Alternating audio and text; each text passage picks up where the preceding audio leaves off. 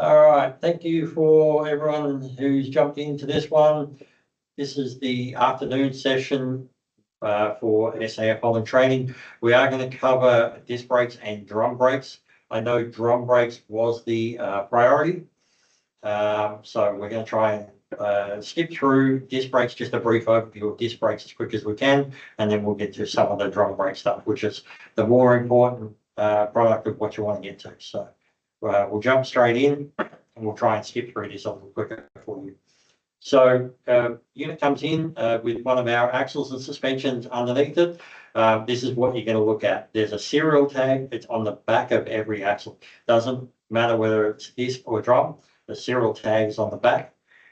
Normally they are very, very well painted over. So what you're looking for is just a black outline in the coating on it. It's a rectangular, and generally off to one side will be a little smaller rectangle. Just to let you know, the sticker that has the serial tag on it also has a clear coat sticker over the top of it with a little pull tab on it. That's just so the OEM can paint over it, and they're actually not painting over the serial tag. There's a little pull tab you can pull off. So you're looking for a rectangular shape with another little pull tab on the end. It may be on the left if it's the right way up, or if the axle happens to be upside down, like the serial tag's upside down, it could be on the right hand side. If you do have an issue where that tag is gone, which is actually very rare, we do have some alternates. So you'll see on the rear cross member on that figure 1 graphic, there's another serial tag for the suspension. Depending on whether it's spring or air suspension, it may be on the rear, it may be on the front cross member, it may be on both, depending on what your exact configurations. Normally we can match them together, especially on air suspension. On your Great Dane units, at one point we supplied the slide boxes separately to the axle. So we may be able to match up the vintage and know what you've got, but we won't be able to pair serial numbers together because Great Dane actually put the spring packs in themselves and married the two up. So which order they married them up into, we don't know. Great Dane may do, but we don't. The other alternative is if you do struggle with a serial number, you can always get the one off the next axle, and we can generally pair them up. The alternate is if you pop the hubcap off, on the left-hand side spindle, you will see the serial number alone is just stamped into the end of the spindle itself. So that's always the last resort there. As I mentioned, we can actually see through what we've supplied to Walmart via which OEM it was, whether it was Great Dane or Hyundai, and there is a couple of Vanguard units there as well. We've done over the years. We can generally see from a timeline drum versus disc. Drum's obviously the orange ones, and green is the disc. We know from 2019 we supplied disc, and in 2021 we supplied disc with the preset plus bearing combination in there as well. So these are the two different versions. They're actually the same hub and the same rotor. So you won't be able to tell from the external which is which. It's not until you get the hubcap off and you look at the different spindle nuts, and that will tell you which one it is. And because the spindle nuts are different, they actually have a different torque setting. So the new PA9 with the zip torque is a standard in-play setting. So your usual 100 foot-pounds, back it off. You do that a couple of times, and then you do the 200 foot-pounds. Whereas the preset plus is obviously a much higher torque for the bearing combination. So just remember the different torques for the different bearing combinations, and the identifier is the different spindle nuts that are there. This graphic, it's a universal graphic. Doesn't matter whether it's us, our competitors, the American Trucking Association, or their sister company, TMC, Technical Maintenance Council, or even overseas. This graphic, the same basic graphic, is used everywhere because it's universal information. So area A on a rotor, when you're looking at a rotor itself, little spider cracks, that's perfectly normal. It's a byproduct of heating and cooling a metal object. You get spider cracks in it. It's the same as a drum. It's not a problem. Area B, if you get cracks that are 0.06 of an inch width or depth, then that is your limit and it should be replaced. Or if the crack propagates itself more than 75% of that surface distance. You'll probably never come across that, and I'll touch on why in a minute. Area C is radial grooving. You will normally see that on the inner side of the rotor. The outer side is very protected from road debris because there's a rim there, but the inner side is subject to road debris getting up in there, and that's normally the root cause of grooving on there. The other one you might see, if you see a singular groove, it's normally a rock has got jammed in there somewhere. As always, by the time somebody looks at it, the rock has disappeared, but the groove is still left behind. So if it's a singular groove, it's normally a rock. If it's lots of grooves, then that's generally road debris, sand, salt, snow, whatever's got in there. And then area D is cracks that hit either the inside or the outside edge. I can tell you with the rotor that you have, it's a convent rotor, that will hit the outside edge first, almost every time. So if it hits the outside edge, it's got to be replaced. There's no coming back. If the crack hasn't got that point yet, it'll normally wear through and wear itself out through natural attrition. But if it hits the outside edge or the inside edge, it's got to be replaced. This picture on the left-hand side there, this shows you some cracks. All those cracks within that 0.06 of an inch. So there's no reason that rotor would need to be replaced. However, the discoloration on the rotor is usually a bit of a key indicator. So you can generally go, you'll go like a silver color, which is what they normally look like. Blue is the first indicator of a heat cycle. Black means it's had a more significant heat cycle. And then the other one you get is martensite spotting, which I've seen once. Ironically, it was on a Walmart trailer. And that was, there's actually a picture of it coming up anyway, so I won't touch too much on that. So in this particular case, could you reuse the rotor? Yeah, absolutely. But the discoloration on that is an indicator that it has had a heat cycle. So as a technician, do your due diligence. Just have a look. Is it one wheel end? Is there an issue with that caliper? Or is it all four wheel ends? Is it a controlling issue? If it's two wheel ends, what's the common denominator? Is it a spring brake valve? Is it a relay valve? Something like that. So just use your thought process to try and find the root cause rather than just changing parts for the symptom.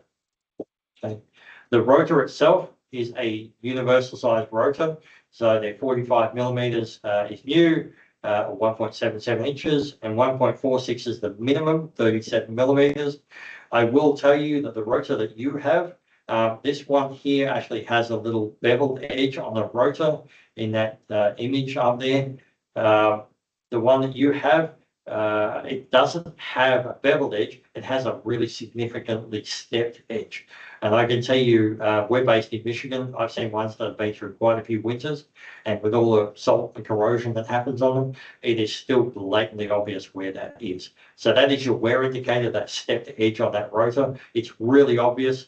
That means you should never have to actually measure the rotor if it's undersized. If it's so close to that wear indicator and you need to check it, it's time to replace it. It's probably not going to make it to the next PM anyway. So just remember that. Look for the stepped edge on there. And then friction material, we'll get to that in a minute. So calipers. From 2016 onwards, we used what we call an SBS 2220 KO. That's the official name. It's an SD7 kilograms caliper. Like we said, you at Walmart went to the unit in 2019, and you had these earlier on. These are a little bit unique because there is a inner and outer brake pad. So you'll see the pads are different on the bottom right there. It's a twin piston caliper.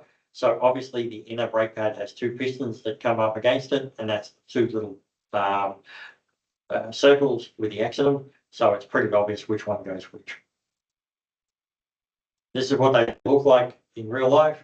And you'll notice also that there is a groove cut out in one corner of it. So if you were to get the inner and outer the wrong way around, for a start off, you won't get brand new inner pads into an outer side. It physically won't fit. But then if you were to try and put worn brake pads back in, those locators, there's a corresponding locator in the caliper carrier. And you will get the pads in, but they will sit proud at one end on that locator, and you won't get the retainer bar there. As always, that doesn't mean a technician couldn't get in there with a hammer or a screwdriver and make it fit, but there's enough clues there that you've got it wrong. So they're the wrong way around. Please make sure they're the right way. If you're using a brake pad from another caliper manufacturer, most people know kilograms isn't the caliper that we used. It's the parent company to Bendix, and you'll notice in this picture it's a Bendix brake pad. The brake pads are actually a different size. So someone put the wrong brake pad in there and hoped it would fit. That thing flopped around, did all sorts of weird, wonderful wear patterns because it was the wrong size brake pad for the caliper. So, and again, they had to actually push this and force it to make it fit. So just remember, make sure you get the right part for the right application. And then from 2020 to 2021 onwards, we started using the Haldex caliper. Obviously, since then, we've actually bought the Haldex company. They are now part of SAF-HOLLAND. But we have gone to the SBS 2220 H2O, the H standing for Haldex. And it's a single piston caliper, which is significantly improved weight and performance. The brake pads on these are a universal brake pad inner and outer, so it doesn't matter which way around you put them. It doesn't matter. As far as assembly, if we get time, we can go live. And I should have mentioned, we actually have here in Michigan, we have a live display unit in the room here for disc brakes. And we also have Kyle in Kansas City, Missouri. He's got the drum brake display over there as well. Some friction material changes. So there was a EPA rule that came in that started off in 2021. Prior to that, you could have more than 5% of copper. From 2021 onwards, we had to supply brake pads that had less than 5% of copper. And then from 2025 onwards, we had to supply brake pads that had less than 0.5% of copper. I can tell you, we never went to the B of brake pad. Late 2020, we went straight to the N. So that just saved us some R&D costs that we had to do, and we were well ahead of the game. So we didn't go to the N 3-leaf brake pads, and you'll see those logos on your brake pads when you buy them. We did not go to that at the start of this year. We actually went to them in 2020, so they're actually been around for 5 years.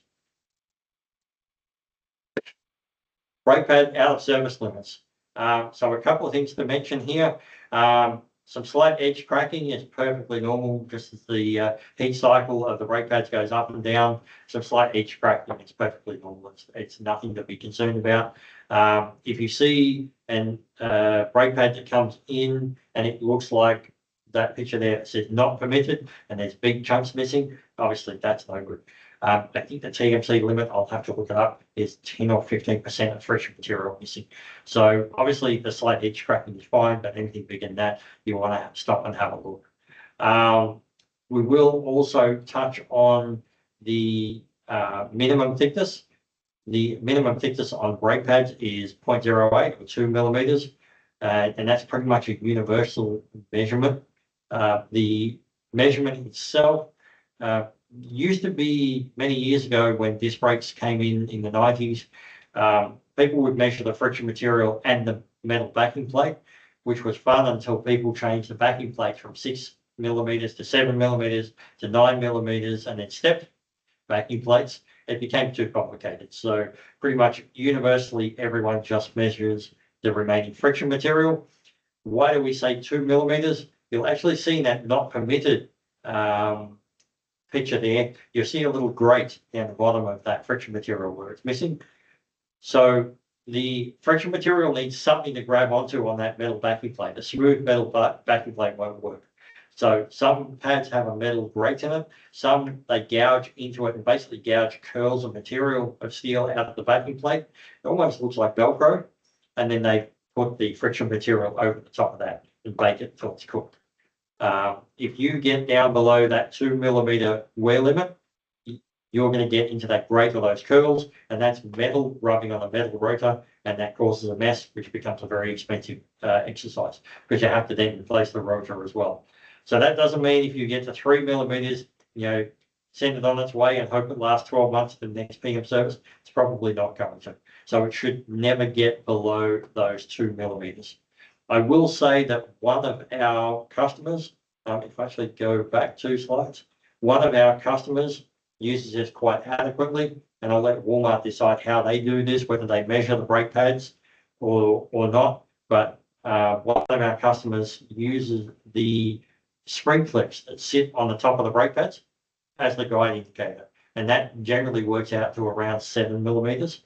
And as mentioned in here, a new brake pad is between 23 and 25 millimeters, so there's plenty of material in there.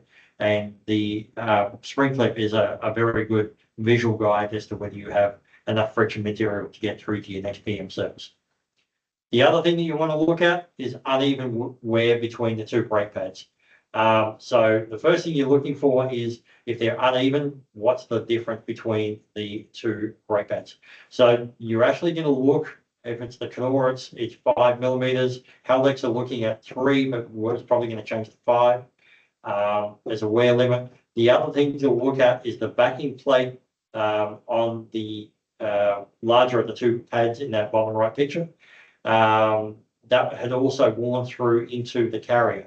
And if you don't observe that when you're looking at brake pads, if you have a significant groove in the carrier, what can happen is, and I've seen this once before, the groove will be big enough, it will grab the bottom of the brake pad and it will stop. It won't be able to adjust in any further as it wears, but the pistons will keep pushing the pad in and it will literally tip the top of the pad over and you'll end up with tapered wear on the pads. So it's a really weird situation, but always check the carrier hasn't got excessive grooving in it as well.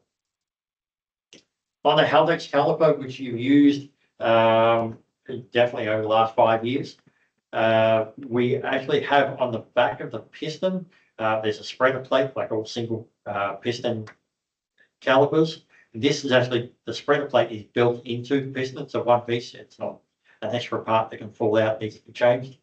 And there's 2 pins that pop out the back of it. These will give you a guide as to your brake wear. So you'll see the little notice in the little pop-out circle up there. There's a little gauge on there. That's your overall measurement. So what we recommend is looking at that. If it gets below 50%, start having a look visually at the brake pads. One thing it won't tell you, it's an overall measurement.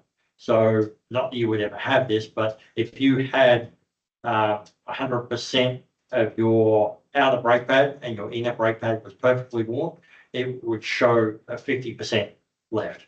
So always double check that, visually if you can, that both brake pads are worn roughly the same amount, and then you can check the pin visually on the bottom of the caliper. And this is a nice visual guide that on a creeper under a trailer, you can just look at that and you could even measure that off the housing if you wanted to, and very simple and easy to get to. No pulling the wheels off to do that. It's just a visual inspection on the both brake pads to check that they're worn the same. So an adjustment procedure on the Haldex caliper is very simple. It's a T55 Torx bit is what you need. If you're familiar with the Bendix style or the Knorr brake style, they have a shear adapter. This has something very similar. It's a plastic piece, but it's sunk inside the caliper itself. So how you adjust these is you put the T55 into what they call the reset shaft, which is like a shear adapter. Put it in the reset shaft and then adjust them up till it hits the rotor and you feel an end stop. And then you turn it backwards counterclockwise 2 clicks. And that is how you get your end plate and your brake pad clearance on the rotor. Always remember, when you're taking brake pads out, you'll have to back them off to get the pads out over that lip in the rotor because they don't run all the way to the top. You'll adjust it back. When you get to the full de-adjust position, the torque will change. Don't keep going because you'll break the reset shaft in there. And the other thing is when you do it, make sure you adjust it back up. You start the adjustment process back up again. Once you get to the de-adjust position and you move it forward, you'll feel the threads re-engage If you don't do that, it won't actually start adjusting up. So you keep hitting the brakes, that won't adjust. You need to do that full adjustment process. If you do happen to break the reset shaft, and I will say I thoroughly recommend you use a 1/4 inch drive. I've got a 3/8 drive here, but I've got a very short 6-inch ratchet that I use with it. But I definitely wouldn't go 1/2 inch and a sizable ratchet. You're asking for trouble to shear off or strip that shear adapter type reset shaft. The reset shaft, if you do strip it, it comes in a kit. The part number is there, 790-95398. Make sure when you put it back, the reset shaft plug, that's the yellow colored plug. On the right hand side there, it's black and white image. But make sure it's pushed all the way home. It's not skewed out because it won't seal very well. And make sure they're orientated correctly. Make sure they're just above the slide pin. Don't put them orientated towards the inside of the axle. It just increases the chances of it getting caught on road debris as it gets flicked up, especially on a rear axle. And don't over tighten the adjuster again because you'll shear off that reset shaft. On the Knorr caliper, like I said, they have a shear adapter. If you do strip it, it'll come with that shear adapter and the little rubber cone plug that you get. The adjustment procedure is almost identical. Adjust it up till the pads come in contact with the rotor, and then adjust it back 3 clicks. So the Haldex is 2 clicks. The Knorr Bremse is 3 clicks. If you do it not enough clicks, just 1 more click is very simple. If you do it 1 click too many, it's not the end of the world. It's another brake application to adjust up. If you do it 2 or more clicks, stop, redo the adjustment procedure again. It's not that hard to redo the adjustment procedure anyway. Again, don't over tighten the adjuster. There is a shear adapter in every caliper as new. So if you do happen to break one, reach over to the caliper on the other side and use that to do your adjustment. If you break more than one in a caliper, stop. Either you're too heavy-handed or there's something wrong with the caliper. Normally you'll know after the first one, you'll generally be a little bit more gentle. And if you're still gentle and it breaks, then probably something with the caliper. But it's very rare we see that. And if you do need it, the kit number is also there as well. Brake chambers, we used TSE up until a few years ago when we bought into Haldex and they became part of the SAF-HOLLAND family. So the old TSE brake chambers had 3 different ID tags on it. The aluminum, then we had the little printed with a cover over it, and then they just 3D printed on the back end. All of these are actually on the back end of the brake chamber where the release bolt goes into the back end of the park brake side of the brake chamber. And then on the Haldex brake chamber, everything Walmart has is the LifeSeal Plus brake chamber. The serial tags, serial numbers is etched in the flat section of the center housing. What I will tell you is these ones are slightly different in the way they're configured. So pretty much all brake chambers have breather holes in both in the front and the rear housing. They're obviously done in the center section, but they have breather holes. So as that diaphragm moves up and down, whether you apply and release the park brakes or the surface brakes, the air volume on the other side of that diaphragm has to go somewhere, and it's out of those breather holes. So what we've done, there's still breather holes in the front section, in the service side, but in the back section, there is no breather holes. So that air volume on the other side of the diaphragm, where the park brake spring is, actually funnels through the center of the push rod and goes out the service side. So when you release the park brakes, you can actually get a burp of air coming out of the exhaust port of the relay valve. Normally that's an ABS valve nowadays, but you'll hear a burp of air coming out of that. And that's where that air volume goes out. That way, these chambers are actually fully encased and there's no road debris, no moisture, no nothing. It means they last a lot longer. Normally what happens, and we'll show this later on, you'll get spring flash, that'll rub the coating off, the moisture gets in there, that starts the corrosion process, and then you end up breaking a brake chamber park brake spring, and it will eventually pierce the diaphragm, and then you've got to replace the chamber. Brake force output. So I know this is a little bit of an eye chart. This is something we put together when I worked at SAF-HOLLAND in Australia. Not that you have to remember any of this, but the brake chamber size, so the size are actually determined by the square inches of surface area on the diagram. So a 30-30 has 30 square inches of surface area on the diagram. On a drum brake, a force output on a 30-30 is so close to identical between every brand, it's insignificant. However, on a disc brake, they are not. This one here, 1216 was a common brake chamber for disc brakes we used in Australia. 943 newtons was the output. There was another brand, a competitor's brand, was a Type 15, 3 square inches bigger, and it only had 921. So we recommend, if it's a disc brake of ours, put our brake chamber on it, because you know you're going to get like for like. And inversely, if it's not our brake chamber, put the right one on it. That way you don't have any force output issues. What will happen is if you put the wrong one on, you'll end up with torque steer. If it was on a steer axle, if it's on a rigid axle, you'll end up with uneven brake wear at best. So save having issues, and more importantly, save the next technician trying to chase their tail, trying to figure out what's wrong. Service schedules. I won't dwell on this too much because I know Walmart tries to coincide their service schedules, their PM schedules with your DOT inspection schedules, which works perfectly well. But normally what we have is a first inspection, just to make sure us and the OEM and everyone involved in the build process torqued everything up correctly. The last thing you want is something not torqued or something missed, or a little bit of swarf gets under a washer or a bolt or a nut and it works its way out, and then you've got a clamp load and all sorts of things. So we recommend a first service for all new units. And then there's a daily inspection, which is your drivers doing their walk around. And then there should be something similar to a 20,000 mile 3-month inspection and a 50,000 mile 6-month inspection. And I know the mileage intervals are radically different on your units, whether they're reefers or dry vans as well, because your dry vans only normally average between 15 and 18,000 miles a year.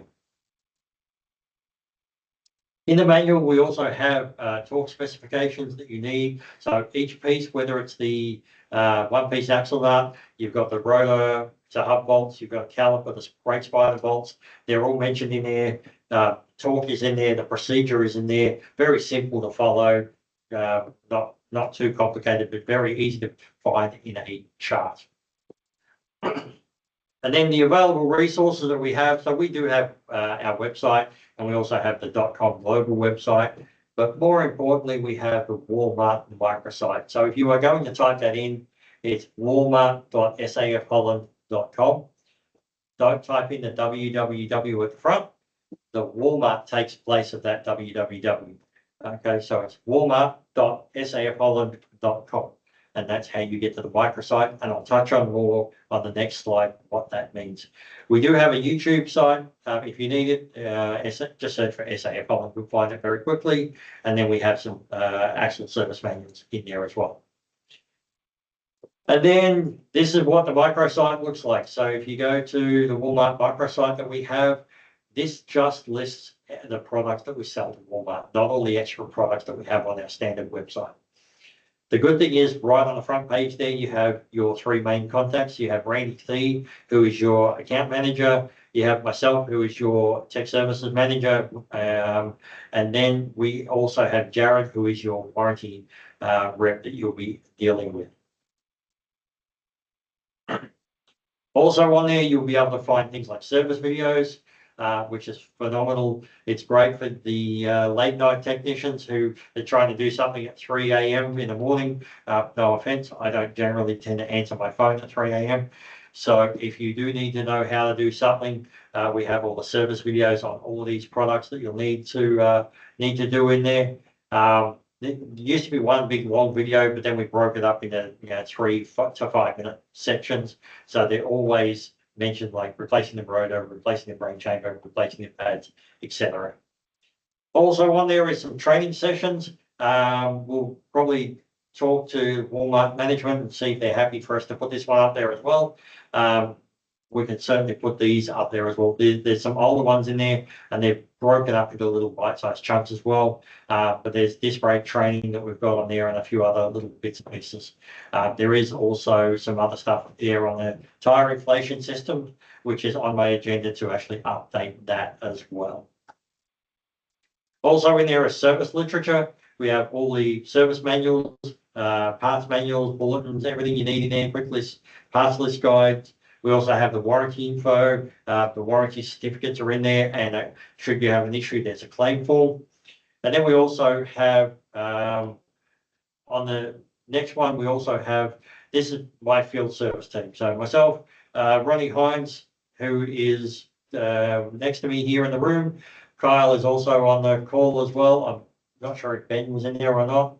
But Ben is also, he's based out in Utah. Kyle's in Kansas City, Missouri, and then Ronnie's based outside of Indianapolis, and I'm here based in Michigan.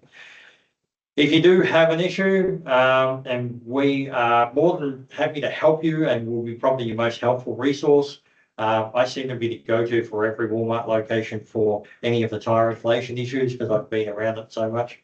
But keep in mind, we are quite often out with customers under trailers on planes, so we can't always be readily available. But if you do need to phone a friend, you also have the warranty and service groups for both SAF-HOLLAND and Haldex listed there. We do have common emails, but we still do have separate websites and separate customer service and separate phone numbers. So the 888 number for SAF-HOLLAND and the 800 number for the Haldex group in Kansas City. So that will be able to help you out there as well. All right, so that's enough of the disc brake. I apologize. I tried to skip through that as quickly as we could. So bear with me a second. I'm just going to stop sharing and I'm going to open up the other slide deck for you as well. Stop. Shut that one down. Shut that one down.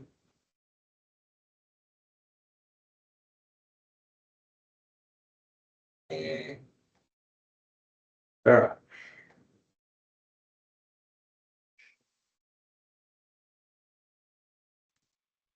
All right, now we're going to get into the drum brake side of things. Shut the screen a little bit. Open sesame. All right, and as a reminder, we do have Kyle in our Kansas City office. He also has a drum brake display down there should we need it as well. So he can go live, he can turn his camera on as well and look at the display. So if you do have questions, type them in the chat, unmute yourself, and we can certainly do that. As far as the presentation at the end of it, we'll get you to ask questions if you have them, and we can certainly walk around either product, whether it's the disc or the drum. So in drum brakes, a little bit of nerdy stuff to start with. Drum brakes, a vehicle is an object in motion that has energy. That energy is called kinetic energy. So the amount of kinetic energy is dependent on weight and speed. Double the weight is double the kinetic energy. Double the speed, it's a multiple of 4. Okay, so speed is a lot more of an issue than weight. The job of brakes too is it'll convert that kinetic energy into another type of energy, which is heat. We all know that brakes generate a lot of heat, and an S-cam is a really good heat generator. So the heat is obviously generated through the friction between the drum and the shoe or the lining surface friction material. That is the lining's coefficient of friction. It varies with temperature and surface conditions. And it's dissipated through the atmosphere, through the brake drum itself. So this means the drum not only helps create the friction, but it also acts as a really good heat sink as well. So I imagine most of you are familiar with the basic components on the drum brakes. However, for those of you who aren't, I'm just going to run through this anyway. The components on there, just in case it's someone's first day or first week or whatever, you've got a brake chamber down here, a push rod, clevis and pin. You've got the slack adjuster in orange. yellow is the S-cam, then you got the brake lining attached to the brake shoe, and then the drum itself. Sorry, I'm using my mouse and it doesn't line up on your screen. I apologize for that. All right, so this is a brake force calculation. You're not going to have to remember this, so you don't need to take notes, but we are going to refer to little bits of this later on. The first number is just air pressure, 60 psi. Actuator area, which is 30 square inches on the diaphragm. Slack adjuster length is 6 inches. Shoe leverage, friction, drum radius, all divided by the rolling radius of the tire and the cam radius as well. And that gives you an overall brake force. So there's two types of brake chambers. You have a service brake and a double diaphragm brake. Fairly obvious, most people know that. Service brakes are on steer axles because there's a lot of clearance. You can't put a park brake and you don't want a park brake on a steer axle anyway. And then you've got a double diaphragm on a park brake. So whether that will be on a rigid axle, drive axle, lazy axle, trailer axle, on those. In some cases, they're actually not required to have that many park brakes, but they do just for common parts. So the internals of a brake chamber, you have the push rod or actuator rod, as is mentioned here, diaphragm, return spring clamp, band clamp, and then you have the front stud housing, and then the rear pressure cap. And the rear pressure cap will generally, on a service brake, it will have 2 ports on it.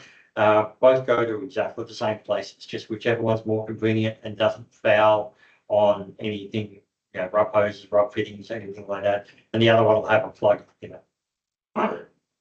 And then on a spring brake, a double diaphragm chamber, the center housing changes to an aluminum housing. And then at the very front of that, underneath that return spring, you'll see there's a seal, a series of O-rings that go out to the service side. And then at the back end, you've got a diaphragm, a piston, which the diaphragm sits on and pushes up and down. That's where your release bolt goes into and locks into, and you can adjust the nut and pull that back out, and that will cage the back spring. So if you're ever going to cage your back spring, firstly, don't use an impact wrench. And the other thing is, it will actually help you if you air the park brakes up and cage it by air. It's a heck of a lot easier than trying to wind that spring up via a little nut, which is a heck of a lot of hard work, I can tell you. So the difference in these two brake chambers, it's more than just the right one has a slightly brighter coloured band clamp. It's actually the ports themselves. So you'll notice on the left-hand side, they are a round port, and on the right-hand side, they are a square port. Okay, that means that the round ports are a standard stroke or a short stroke, and square ports are a long stroke. There's an SAE setting on these. I think there's 3 ways to tell the difference between long and short stroke. This is the main way you will see in the market. The other one you will see is these little red tabs hanging off around one of the ports. And even if it does come off, there's generally a fitting in there. So if you see one of these hanging off an airline, that's where it comes from. So just have a look at those. These are the 2 basic ways you'll see. The others you won't really see. I've not seen them in the industry. So you've got a park brake chamber. It won't hold on hills. It's dragging brakes. What's the issue? If you look very closely at that brake chamber, the park brake spring is actually broken. So this is one of those brake chambers that has the breather holes in it. You probably had some spring flash, which is springs coils rubbing against each other. It's rubbed the coating off. And then inside that, you've got moisture, salt, sodium chloride, whatever it is from the roads that they use. That's accelerated the corrosion process, and eventually that spring breaks. So what you can do with those chambers, you can generally grab the back end, give it a little shake, and if you hear a rattle, the spring is broken. More often than not, eventually it'll lead to one end of those broken springs going through the park brake diaphragm. So just think of that. If you've got a broken spring, that's something you don't want to technically play with a great deal. So you don't want to open those up. Just leave those park springs alone. In this case, you can see the 2 pictures on the right-hand side. those rear housings are well and truly corroded through. They are there's probably just enough meat there in the housing to hold that park brake spring. And that's the last thing you want to actually look at, is make sure that those don't go off. So be very careful if you get ones to that point. Hopefully Walmart, there, from what I've seen, their maintenance is way better than that, should never get to this point. And then the picture on the left-hand side, the piston actually looks relatively in good shape on the diaphragm. The keyway still looks fairly centered, but you can see it's got a broken park spring and it's actually sitting over the top of the piston through that release bolt hole. And obviously, if you were to try and release those park brakes, it's not going to release fully because the piston is fouling.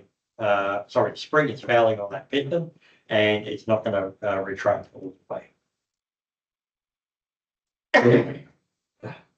All right, so some fundamentals of brake chambers and actuation on what happens with the brakes.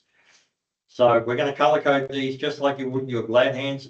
Blue is service, red is park and emergency side or supply, as they're otherwise known. So you hit the button on the dash, you fill the park brake side of the chamber with air. That's that light blue color in the brake chamber. That pushes the park spring back, and that means the brakes are released. But then you've also put your foot on the foot valve, and that fills up the service side of the brake chamber. So this scenario would be like a vehicle stopped at the red light. Park brakes released, but the service brakes are applied. Another one is there's no air in any side of the chamber. That means that the service side isn't applied from air pressure. You've just got spring pressure on the park brake side, and that is what is holding the pushrod out and applying the brakes for you. Then if someone doesn't hit the dash valve and they put their foot on the foot valve, that will put air into the service side of that brake chamber. So suddenly you've got that spring force trying to apply the brakes, but then you've added on top of that some air pressure on the service side, and you're adding pressure to that pushrod. This is what causes bent pushrods. It's what's called compounding of the brakes. You've got service force plus you've got air force from the service brake, and that's going to compound the brakes. So how do we get around that? In the industry, there's a thing called anti-compounding. What happens here in this scenario, you haven't hit the dash valve, but you've hit the foot valve. It's still going to feed the service brakes, but it's also going to feed a double check valve into the park brake side, and it's going to use that same pressure that's pushing the service brake to try and hold that spring back, and it will counteract that. And a double check valve, for those of you who aren't familiar, it's essentially 2 ports in, 1 port out. The highest pressure of the 2 inputs wins. So in this case, there's no air pressure coming from the dash valve, but there is pressure coming from the foot valve. It's going to put that same pressure into the park brake side. Now, I mentioned the brake calculation. You don't need to think too much about this, but the only thing we've changed here is the brake chamber size. So we've gone from a 30 down to a 24. So it's 6 inches less of surface area.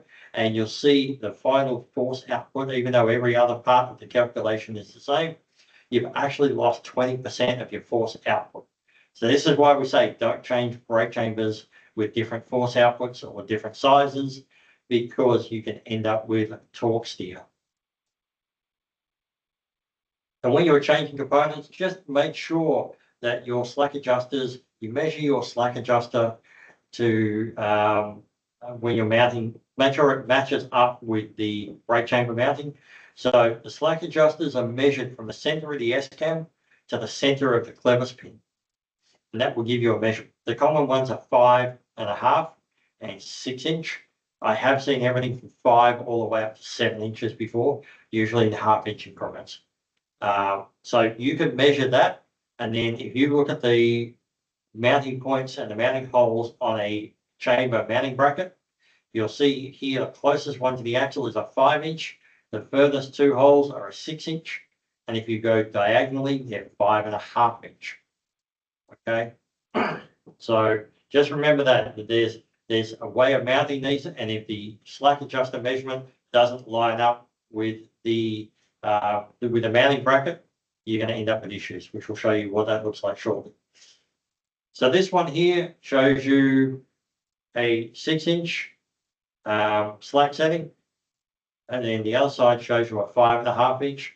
And if you actually have a look closely, you'll see that the holes are elongated, and they've been able to move. The right hand side has been moved up, the left hand side has also been moved up as well, just to try and make sure that that marries up with that 6-inch slack setting. So make sure that they are in the correct holes where they need to be. If you do get the holes wrong, this is what happens. So you can see in that red circle on the left there, the push rod has started to rub in the housing of the brake chamber. Honestly, the brake chamber is pretty robust. You wear the hole out a little bit, it's not going to make a huge amount of difference. Eventually, that push rod could cause an issue inside the housing there. But the bigger issue here is because it's rubbing on the push rod itself, that push rod is going to wear through, and you're eventually going to bend that push rod. There's going to be take meat out of that push rod, and eventually you're going to get a weak point, and you're going to bend that push rod.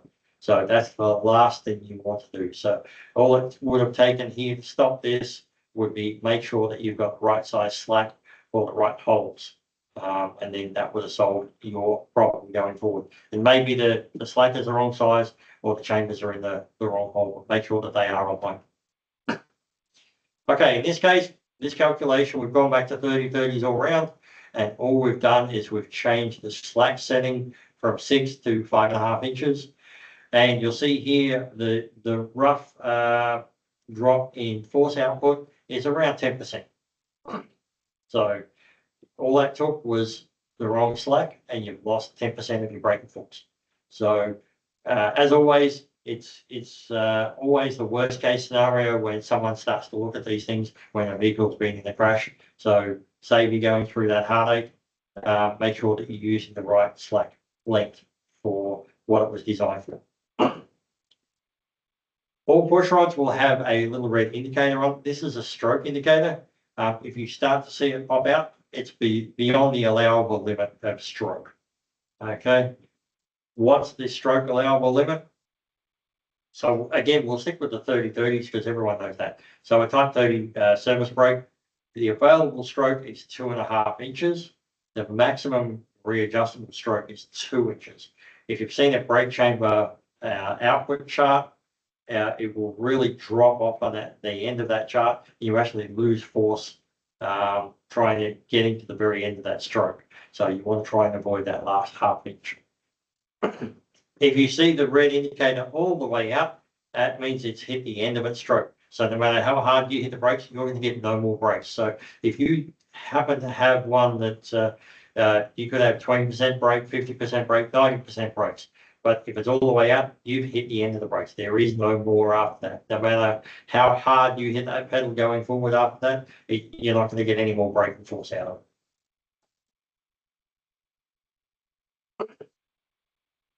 When cutting brake chamber push rods, most of them you have to cut to length. Identify the manufacturer of the brake adjusters that's been used on the vehicle, and please use their recommended procedure to make sure the push rods are cut to the right length. Because some manufacturers use specific templates, some use an adjustment calculation, which is what Haldex does, and anything outside of that can lead to brake adjustment issues or performance issues. So the Haldex procedure is available. It's that literature there, L26001. I'm not going to run through every step on this, but you have a mark that you'll make at 90 degrees from the S-cam onto the push rod, and then you've got 2 marks that you go from there. Mark 1, Mark 2, and one of those marks there you'll see is actually the length of the clevis. So it's the center of the pin to the end of the push rod thread, which is generally 1 or 2 threads hanging out in the center of the clevis itself. And then once you've got that all set, you'll tighten down the jam nut and connect the slack adjuster as you should. So stroke values, again, 2.5 inch, 2 inch is your maximum readjustable stroke, and your setup stroke should be 1.5 inches.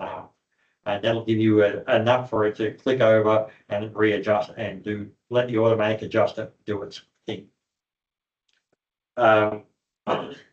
Again, this is the tech tip that we have from Haldex on how to cut push rods. It's basically, you've seen that in the last few slides. Getting into slack adjusters themselves, Haldex has two versions that they use, the AA1 and the Saba. They're the main ones that we use. That's the operation. I'm not going to go through every line on that, but this will give you a bit of an idea on the internals of a slack adjuster. So you have the worm shaft, which is connected to the adjuster hex, and then there's a one-way clutch, a gear, and so on and so forth in there. And that's basically the internals of a slack adjuster. When you're doing your adjuster installation, make sure that when you put it on, that you've measured the slack, the brake chamber is in the right spot. Otherwise, you can have what happens here in this next slide. The brake chamber is offset to where the slack adjuster is, or actually it's vice versa, slack is offset. So if this happens, you're going to have to take the snap ring off, take the spacer washers and readjust those spacer washers to the right orientation to make sure that that's correct, because you probably packed one side too much compared to the other one. Positioning the control arm. There's multiple different control arms that are around there, but what we do recommend with these little control arms is when you put the pin and the bolt through that little bracket, looks like a smiley face underneath there in the back, make sure you put them all the same. All in the middle is generally the ideal, but if you're going to put them all in the back or the front or whatever, make sure they're the same. The last thing you want to do as a technician is to make sure that you're trying to chase your tail, going, why is this one moved? What's happened? What's wrong? What's different?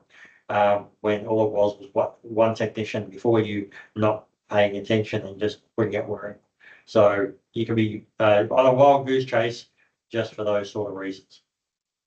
When you're using the big brother, the AA1 slack adjusters, it's fairly simple. There's an installation indicator in the housing itself. You look at, you see there on the right hand side. On these particular mountings, and I mentioned they have a little bolt and a bracket and a housing in there. Down the bottom here, so I'll turn the pointer on just so you can see. This little section just here, this little plastic grommet. It's worth doing a visual inspection on these just to make sure that they are all still there, and that's not going to cause havoc with your brake adjustment. Okay, I can give you a story that I've seen these before. We had a high duty cycle unit when I was in Australia. It was a liquid tanker, it was a milk tanker, and it was doing farm pickup on off-roads, driveways with lots of potholes in it. So a movable liquid with a high center of gravity, driving through lots of potholes. The roll stability was activating very, very aggressively, and those little rubber grommets had all disappeared and bounced down the road somewhere, and that was causing some grief that we had as well. So while you're under there just doing your PM service, just quickly, you've got your flashlight out, you're having a look over everything under there, just check that these are all in there, in place, and still doing what they should. The different mounting brackets, as I mentioned, there's a few different types, but the main type we have is the flat anchor stud pin that we have. And then you have the strap style brackets and a few others in there that you may see in the industry. When you're adjusting the brakes, it's fairly simple. It's a universal setup. You adjust the slack so the brakes are just applied, the shoes just on the drum, and then you back it off half a turn. That's pretty much a universal setting that you have. Is almost identical to disc brakes, which is, I mentioned before, disc brake adjustment on these is adjust them up till the pads hit the rotor, and then adjust it back way to get your running clearance, which depending on the caliper is 2 or 3 flips. When you're greasing a slack adjuster, use a manual greaser. If you're going to use an air grease gun, do not use shop air. That causes all sorts of havocs with the internal. And you're going to end up blowing the insides of the slack adjuster apart. And the last thing you want is its insides on the outsides. So if you're going to use an air operated system, make sure it's on regulated pressure, regulated weight. The other thing is do not use moly grease. One of two things will happen. The clutch will slip and will cause you issues. Or we had a scenario here in Detroit a few months back where a one of our gunite slack adjusters. So we bought gunite a year ago. These slacks were actually built by the previous manufacturer, not us, but they didn't have a problem with them until a grease manufacturer told them to change grease to moly grease. And that actually tore up the clutch mechanism inside all of these slacks. And suddenly they started having a lot of slack adjuster issues. So how often do you adjust your automatic brake adjuster? When you're installing new components or doing a brake job? Yes, absolutely. That's what it's there for. Other than that, it should do its thing on its own. So if the driver comes in and says they want you to adjust the brakes, start asking questions. Why? What's the symptom? What's the root cause? Is it an adjuster that has failed? Maybe. Is there something more sinister? Is there something else going wrong with the brakes? Start asking the question, because generally you're going to have to do some diagnostics on it. You should never have to adjust an automatic adjuster. That's why it's automatic, unless there's an issue. So you could look at the anchor bracket in the control arm. You could also look at the clevis pin and bushing. I've seen those missing as well over the years. Clutch torque, like I said, wrong grease, that can cause issues. And then operational performance. What do we mean by operational performance? The operational check that you can do is you back the adjuster off one full turn, just to give you more than enough running clearance. You'll feel the torque. It should be a minimum of 13 foot-pounds. And then apply and release the brakes. And what you'll see is that wrench will adjust on release. Easiest way, and this is how I do it when I do my inspections, is I'll grab two wrenches and do down one side, apply and release, and you can see the two move in conjunction with each other. It's a little hard to see all four because you can't look on both sides of the trailer at once. So I normally do one side, watch both wrenches move the wrenches to the other side and repeat. And that way you can quite easily see those. If that adjuster doesn't move, or it moves and comes back, then there's more likely there's something wrong. So start having a look at the slack adjuster and see if something needs to be changed. Measuring brake stroke. So there's three different measurements here that we'll refer to. The A measurement is fully retracted. The B is the drum contact using a lever, which is what the DOT tends to do on the side of the road. And then the C measurement is brake application at 90 to 100 psi with reservoir pressure. So that's a fairly significant brake application you're going to have there. Given most brake applications are 30, 40, maybe 50 psi, that's a significant brake application. So what is free stroke and applied stroke? Free stroke is A minus B, which is the retracted and making contact with the drum with a lever. And then applied stroke is A minus C. So it's fully retracted, and then the brake application at 90 to 100 psi, and you'll get a much more significant brake application than just using the lever.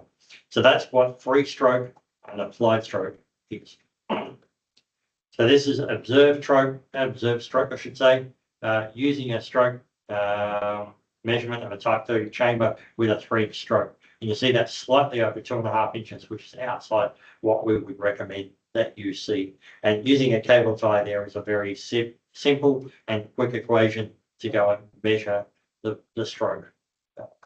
So something you can use going forward. Another thing to look at is S-cam wear. So if the driver is complaining and thinks the brakes need to be adjusted, a prime culprit can be the S-cam bushing, can be worn and beyond its limits. So what are those limits on a for the radial play on a camshaft bushing? It's 60 thou is what you're allowed on the S-cam bushing. And also just check for wear, corrosion, cracks, anything bent, broken, missing. You'll see something pretty obvious in there, but just check everything is functional and it's not worn beyond its limits. This is what it looks like on the inside. There's a bushing and a pair of seals on either side. Those seals will both be facing inwards. So when you get to a point and you're re-greasing that bushing, once it has enough grease in there, it will then start wiping past those seals and you'll see grease start coming out. That's how you know that for. In proper wear patterns, you'll see on this shoe, the top shoe is actually almost brand new and the bottom shoe is worn. It could be a broken return spring, weak return spring. I did see something similar to this, not quite this. Both shoes were worn the same, but I did see an instance in the last year where I got sent photos of a unit that had about 1/2 inch shoe to drum clearance on the top, and the bottom side it was actually parked on just the bottom shoe. So my first thought was it was missing a roller, an anchor pin, or something like that. The photos were too close up; I couldn't see. We actually got there and looked, and it was none of the above. It's one of those magical unicorn moments that we never get to see in the wild. What had happened, and I'll skip to the next slide.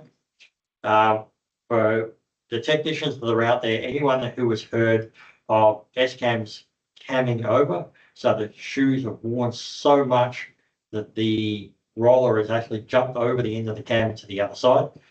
Normally both shoes will do it at the same time or very close to the same time. We managed to get this unit right at that unicorn moment where one had cammed over and the other shoe hadn't.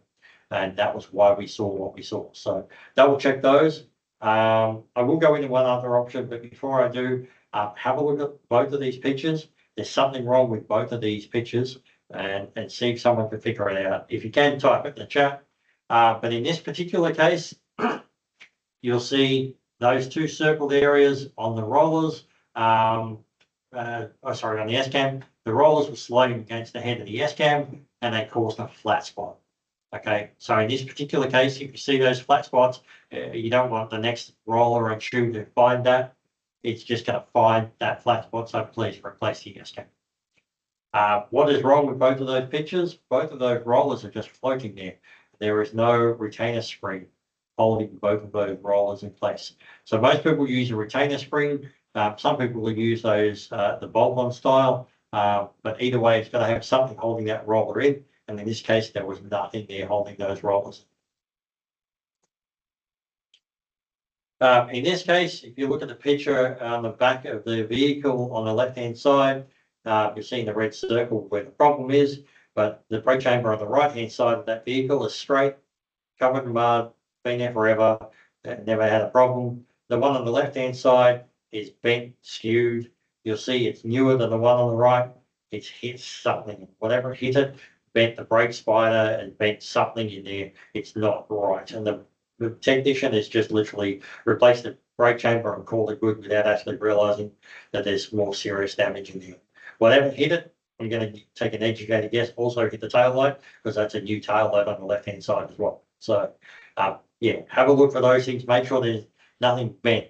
So even though you're replacing what you think might have been hit, I can tell you I've seen ones where the brake chamber's moderately damaged, but the brake chamber mounting bracket was actually, the welds are torn off, all sorts of things. So we've seen that as well. So just look for bent brake spiders, twisted brake shoes, all sorts of things could be an issue there.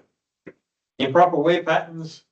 So this could be bent brake spider, twisted brake shoes, incorrect shoes for the application. Don't laugh. I've seen people try and fit the 8 5/8 mountain brakes to a 7-inch drum. You name it, we've seen it in this industry. So, yeah, it happens more often than you would like to think. The stamped steel brake spider, this tends to be a truck thing. The trailer axles, pretty much everyone nowadays does welded brake spiders on trailers, but on the truck side, they have bolt-on brake spiders like these.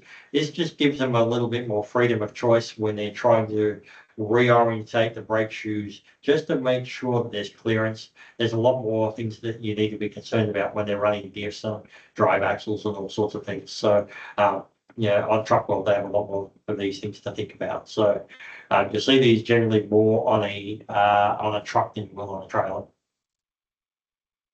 Noisy or squeaky brakes, just some of these things, loose bolts, loose rivets, S-cam bushings, mountings, brake rollers, return springs, anchor pins, all sorts of things. If you've ever been next to a vehicle that has reversed and hit the brakes fairly hard, and you've heard the squeaky brakes from that, that's what's called against rotation. So on a air suspension, it's pretty hard to do that. On a spring suspension, if you've got the spring seats the wrong way around, that can be very simple to do.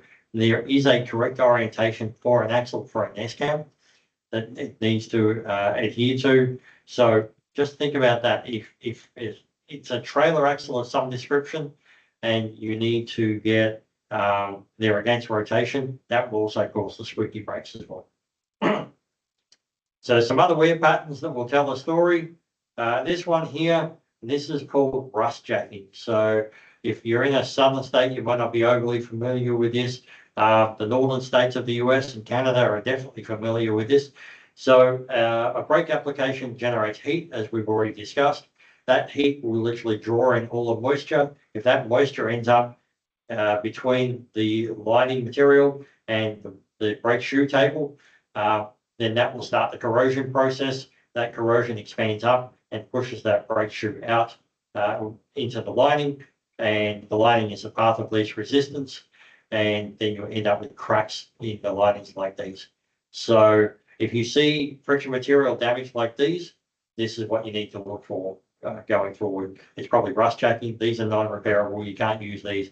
Put them in your core bin, take them back, and get new linings put on those brake shoes. Improper wear patterns, bad drums, poor bearing adjustments, worn axles. Always check your end plate. It's one of those weak ones. If the wheel's wobbling down the road because the bearings are loose, that can also cause the wheel and the linings to rub and cause an issue as well. This is what a preset bearing looks like, and it can cause issues as well. Most of you should be familiar with that because I think Walmart uses preset on their trailer axles through us, but they also use that on their trucks as well for their hubs and bearing setup. Bell mouth drum. This one here, I'll show you what causes this. As the drum gets hot, it expands on the open end and runs away from the shoe. So that's what, if you've ever seen tapered wear that looks like that, this is one of the root causes of it. One of the byproducts of that is the shoe will then try to twist and follow the drum. What that means is as it applies and release, basically that drum is trying to push that shoe out inboard, and the roller will try and work its way off the end of the S-cam. So a lot of S-cams will have a washer between the brake spider and the head of the S-cam. On our trailer axles, on our drum brake axles, we actually don't have that.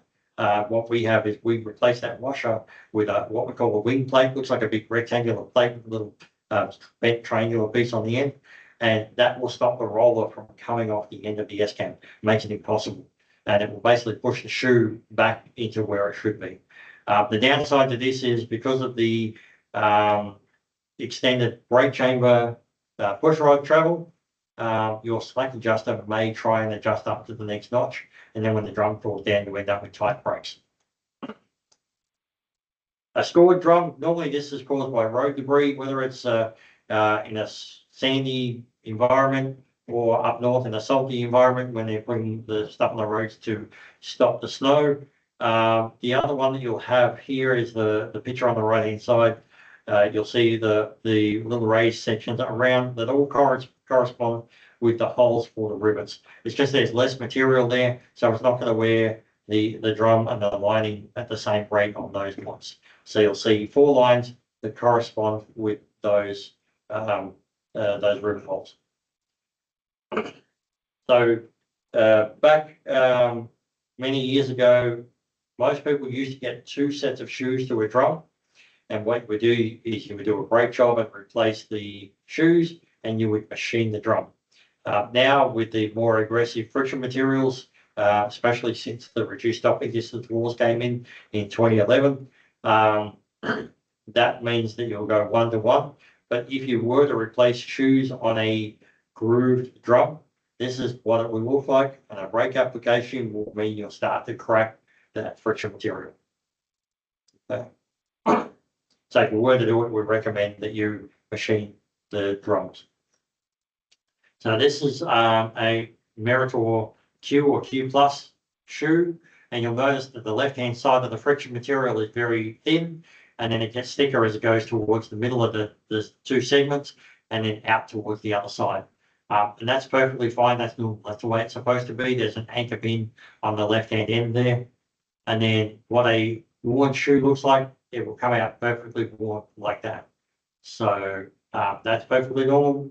You'll end up with about a 1/4 inch front, rear, left on the friction material on the linings there. And then if you go to an Eaton shoe, this is Eaton or a single pin anchor style. It's not tapered, and you'll see that the shoe or the lining material on the shoe is basically the same thickness all the way around. And then when they wear a little bit more on the middle of it, where the two segments meet. That's the worst point in there. Again, it's 1/4 inch in the middle, but it will be thicker on either end. That's just the configuration of brake design going forward. So glazing, you can have polished shoes and drums, and you'll see the glazing on the shoe there and on the drums. If you're dealing with this, it's generally a system issue or an individual wheel end issue. Just try to identify what the root cause of that is going forward. Could be underworked, low heat, or wrong lining for the application. This one here, it's a misapplication. It certainly exceeded the heat range. So it's baked all the resin out of the shoe, or the friction material, I should say. And you can see that chunk that's missing. It looks very dry and powdery in there. So that's something to look out for as well. If you see that, that's generally the root cause of it. If you end up with a cooked lining, they'll generally turn white like this. That's fairly common to see on cooked linings, that black color. That could be brake fade, brake imbalance, drum is warped, brakes aren't fully released, whether that's a valve issue or an airline restriction, something like that. Or if you've had a light smear of grease, oil, whatever on that, then that will generate more heat as that burns off. Like always, we tell you, if you have a seal issue and you have grease or oil on your linings, they should be replaced. You should not be reusing them.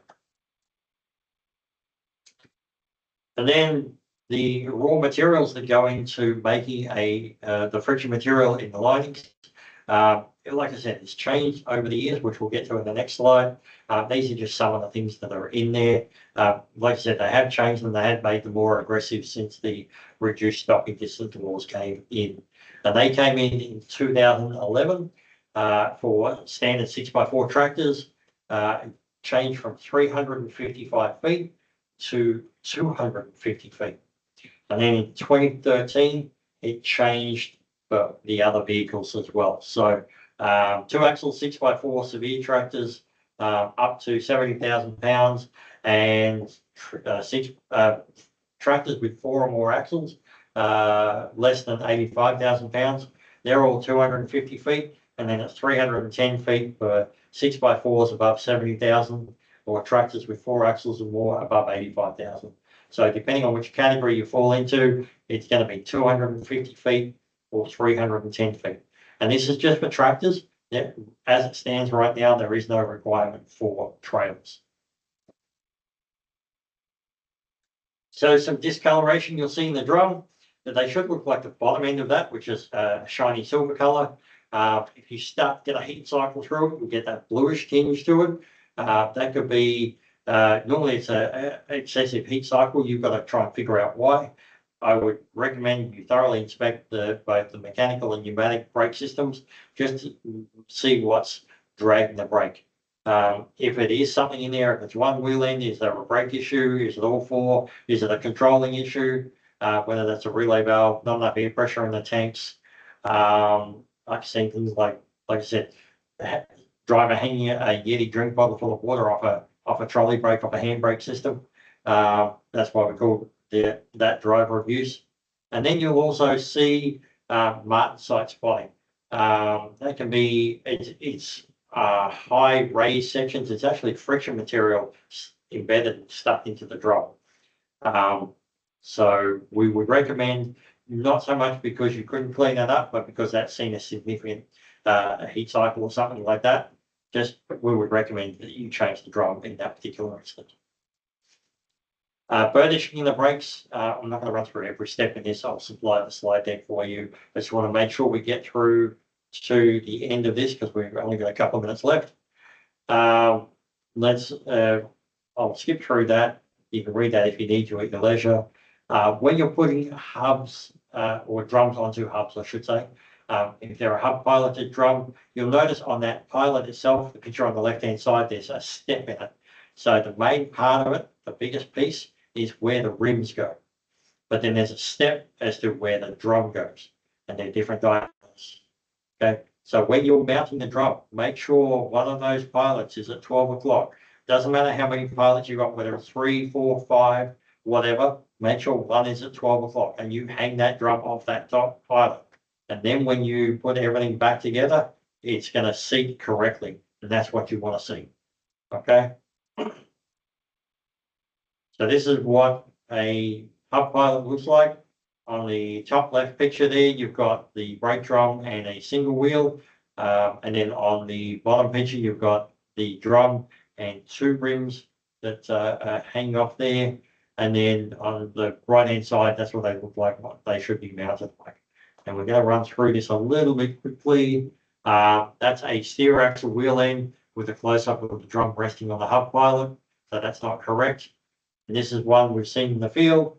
You'll notice if you look very closely, someone has put the drum and hung that off the pilot for where the rim should sit, and then just try to impact wrench the nuts up and pull it into position. This particular hub was an aluminum hub, and you can see it's actually torn a chunk out of it and made a lip, and that drum never made it home anyway. It never ended up sitting where it should have been in the first place. If you do get it wrong, you might be lucky and actually crack the drum before it even goes in the service, so you know, aware of your issue before it goes out on the road. Last thing you want to do is have drums broken in half. I have seen a scenario like the ring on the right-hand side picture there, where an OEM actually put a drum on and just kept using an impact. The worker kept impacting in and in, going, it's not home yet, I'll just keep going harder and harder. It turns out there was a clearance issue and the drum wouldn't go all the way home and ended up breaking that rib, that center rib out of the brake drum. So again, if you do have problems, this is myself and my team, myself, Ronnie, Ben, Kyle, will all be ever so happy to help you out as well. And then some resources that we have here. We have the SAF-HOLLAND site. Again, we have the Walmart website or microsite. We have the SAF-HOLLAND YouTube channel, and that's the manual for our trailer brakes. That's for the disc brake one that we have there. And I'll try and put the manual one in before I send it out. All right, that's all that I have. Is there any last minute questions that anyone has? We actually got a couple of minutes up our sleeves. So if you have questions, we have a disc brake display here in Michigan, and Kyle has a drum brake down there in Kansas City. Feel free to type if you have a message, or you can unmute yourself and ask. I see Kyle is typing. Let's see what Kyle's going to come up with. Kyle's always going to be the first.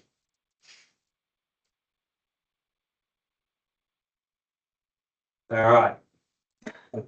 What is the maximum allowable movement between the clevis pin and a slack adjuster? Actually, I don't know that. Do you want to answer that, Kyle?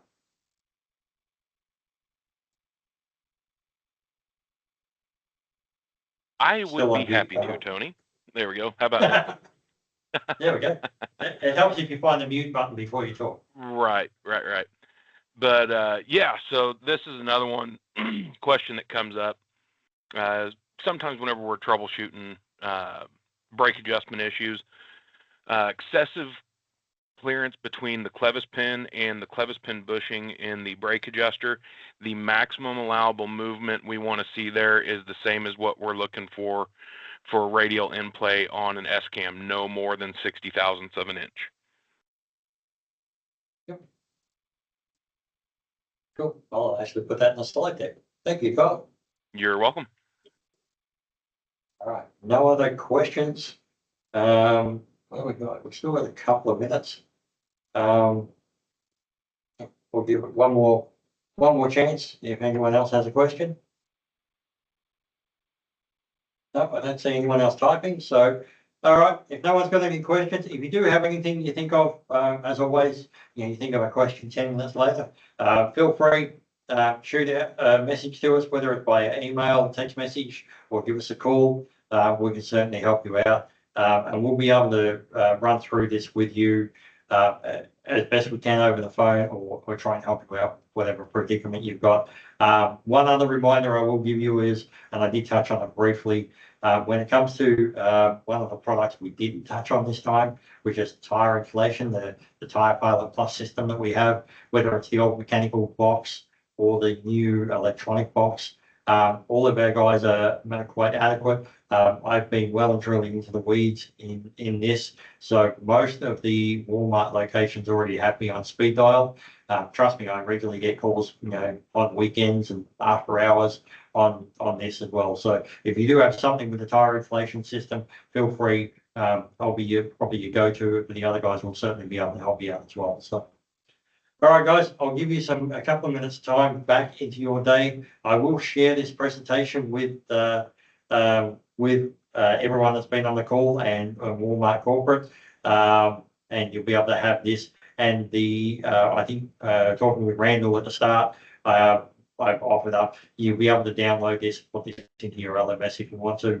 And I will also talk with marketing, and we'll try and put this recording onto the microsite as well. So anyone that is off sick or off today or wants to watch it later, or you've got a new person starting next week, they'll also be able to watch this as well going forward. So, but again, thank you for everyone's time. If you need anything, reach out and we'll help you as best we can. Thanks, everyone.